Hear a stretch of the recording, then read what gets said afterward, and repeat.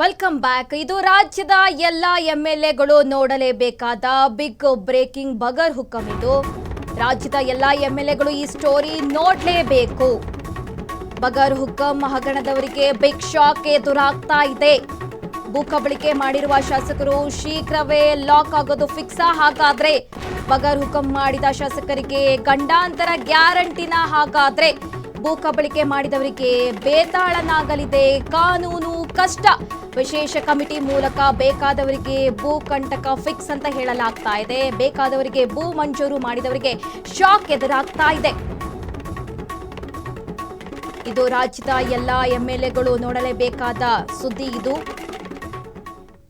ಬಗರ್ ಹುಕಮ್ ಹಗರಣದಲ್ಲಿದ್ದವರಿಗೆ ಇದೀಗ ಶಾಕ್ ಎದುರಾಗ್ತಾ ಇದೆ. ಭೂ ಕಬಳಿಕೆ ಮಾಡಿರುವ ಶಾಸಕರು ಶೀಘ್ರವೇ ಲಾಕ್ ಆಗ್ತಾರಂತ ಪ್ರಶ್ನೆ ಹುಡ್ಕೊಳ್ತಾ ಇದೆ. ಅವರಿಗೆ ಗಂಡಾಂತರ ಗ್ಯಾರಂಟಿನ? ಹಾಗಾದ್ರೆ ಭೂ ಕಬಳಿಕೆ ಮಾಡಿದವರಿಗೆ ಬೇತಾಳನಾಗಲಿದೆ ಕಾನೂನು ಕಷ್ಟ. ಇಲ್ಲಿ ವಿಶೇಷ ಕಮಿಟಿ ಮೂಲಕ ಬೇಕಾದವರಿಗೆ ಭೂ ಕಂಟಕ ಫಿಕ್ಸ್ ಆಗಿರುವಂತಹದ್ದು. ಬೇಕಾದವರಿಗೆ ಭೂ ಮಂಜೂರು ಮಾಡಿದ್ರೆ ಅವರಿಗೆ ಕಂಟಕ ಕಟ್ಟಿಟ್ಟ ಬುತ್ತಿ. ಬೇನಾಮಿಗಳಿಗೂ ಭೂ ಮಂಜೂರು ಕೂಡ. ಇಲ್ಲಿ ಬಗರ್ ಹುಕಮ್ ಪ್ರಕರಣದಲ್ಲಿ ಮೊದಲ ಬಾರಿಗೆ ಮಾಜಿ ಶಾಸಕ ಲಾಕ್ ಆಗಿದ್ದಾರೆ. ಹಾಸನ ಜಿಲ್ಲೆಯ ಬೇಲೂರು ಮಾಜಿ ಶಾಸಕ ಲಿಂಗೇಶ್ ಅಂಧರಾಗಿದ್ದಾರೆ. ಬೇಲೂರು ಶಾಸಕರಾಗಿದ್ದಾಗ ಅಕ್ರಮ ಭೂ ಮಂಜೂರಾತಿ ಮಾಡಿದ್ರು ಅನ್ನುವ ಮಾಹಿತಿ ಲಭ್ಯವಾಗ್ತಾ ಇದೆ.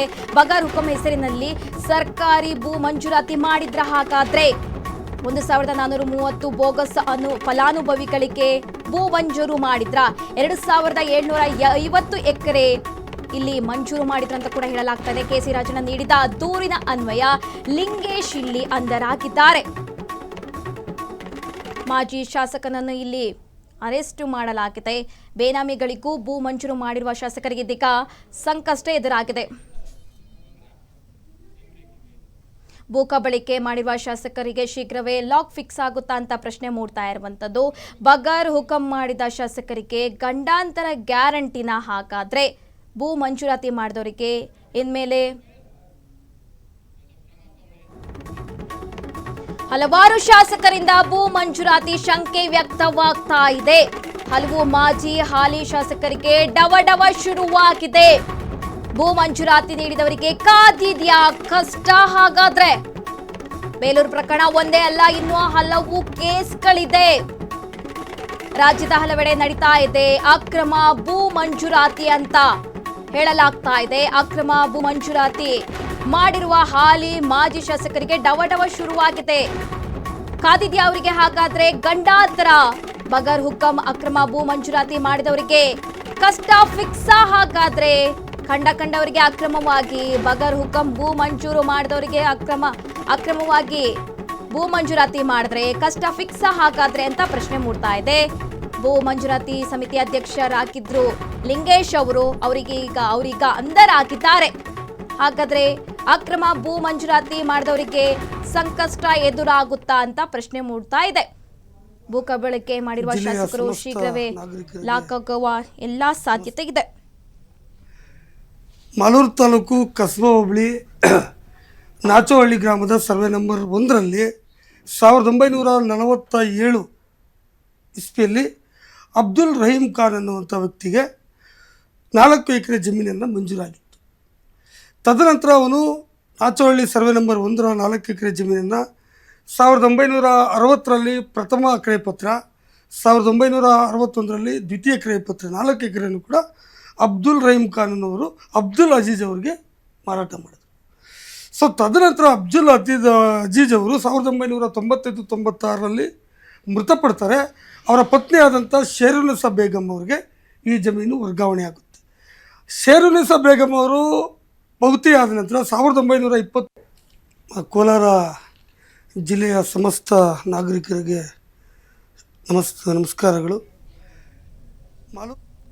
ಭೂ ಕಬಳಿಕೆ ಮಾಡಿರುವ ಶಾಸಕರು ಶೀಘ್ರವೇ ಲಾಕ್ ಆಗುವ ಎಲ್ಲ ಲಕ್ಷಣಗಳು ಕೂಡ ಕಾಣ್ತಾ ಇದೆ. ಹಾಸನದ ಮಾಜಿ ಸಂಸದರು ಇಲ್ಲಿ ಶಾಸಕರು ಇಲ್ಲಿ ಈ ಬಗ್ಗೆ ಹೆಚ್ಚಿನ ಡೀಟೇಲ್ಸ್ ಕೊಡ್ತಾರೆ. ಸಾಮಾಜಿಕ ಕಾರ್ಯಕರ್ತ ರಾಜಣ್ಣ ಅವರು ನಮ್ಮ ಸಂಪರ್ಕದಲ್ಲಿದ್ದಾರೆ. ಸರ್ ನಮಸ್ತೆ. ಹೇಳಿ ಮೇಡಮ್. ಸರ್, ಈಗ ಭೂ ಕಬಳಿಕೆ ಮಾಡ್ತಾ ಇದ್ದಾರೆ ಅಂತ ನೀವು ದೂರು ನೀಡಿದ್ದೀರಾ.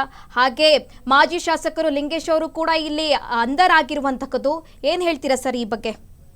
ಮೇಡಮ್, ಇದು 2016ರಿಂದ 2022ರವರೆಗೆ ಬೇಲೂರು ತಾಲೂಕು ಭೂಸಕ್ರೆ ಮಾತಿ ಸಮಿತಿಯ ಅಧ್ಯಕ್ಷರಾಗಿದ್ದಂತ ಲಿಂಗೇಶ್ ಅವರು ಸುಮಾರು 2750 ಎಕರೆ ಜಮೀನು 1430 ಜನ ಫಲಾನುಭವಿಗಳಿಗೆ ಅಕ್ರಮವಾಗಿ ವಾಮ ಮಾರ್ಗದಿಂದ ಬೇರೆ ಬೇರೆ ತಾಲೂಕು ಬೆಂಗಳೂರಿನ ನಿವಾಸಿಗಳಿಗೆ ಮಂಜೂರು ಮಾಡಿದ್ರು.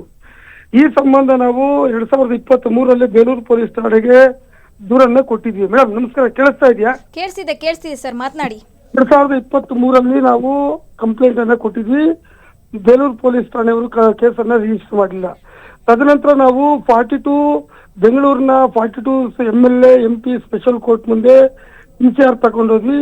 PCR ಡೈರೆಕ್ಷನ್ ಆಯಿತು FIR ಮಾಡಿ ಅಂತ. ತದನಂತರ ಲಿಂಗೇಶ್ ಅವರು ಆನರಬಲ್ ಹೈಕೋರ್ಟ್ ಮುಂದೆ FIR ನ ಸ್ಕ್ವಾಶ್ ಮಾಡಬೇಕು ಅಂತ ಹೋದ್ರು. ನಾವು ಅದಕ್ಕೆ ಪ್ರತಿಯಾಗಿ ನಾವು ಕೂಡ ಅದನ್ನ ಚಾಲೆಂಜ್ ಮಾಡಿದ್ವಿ. ಸೊ ಹೈಕೋರ್ಟ್ ಕೂಡ ಇದನ್ನ ಈ FIR ನ ರದ್ದು ಮಾಡೋಕ್ಕಾಗೋದಿಲ್ಲ.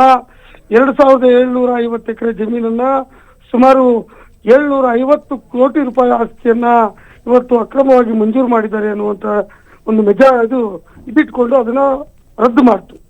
ತದನಂತರ ಸೊ ಇದೆಲ್ಲ ಪ್ರಕ್ರಿಯೆಯನ್ನ ಇದು ಜಿಲ್ಲಾ ಪೊಲೀಸ್ ಇಲಾಖೆಯಿಂದ, ಹಾಸನ ಜಿಲ್ಲಾ ಪೊಲೀಸ್ ಇಲಾಖೆಯಿಂದ CODಗೆ ಹಸ್ತಾಂತರ ಆಯಿತು. COD ಅವರು ವಿಸ್ತೃತವಾದಂತಹ ತನಿಖೆಯನ್ನ ಮಾಡಿ ಇವತ್ತು ಬೆಳಿಗ್ಗೆ ಬೇಲೂರು ತಾಲೂಕು ಹಳೆಬೀಡಿನಲ್ಲಿ ಏನು ಲಿಂಗೇಶ್ ಅವರ ನಿವಾಸ ಇತ್ತು, ಆ ನಿವಾಸದಲ್ಲಿ ಅವ್ರನ್ನ ವಶಕ್ಕೆ ತಗೊಂಡಿದ್ದಾರೆ.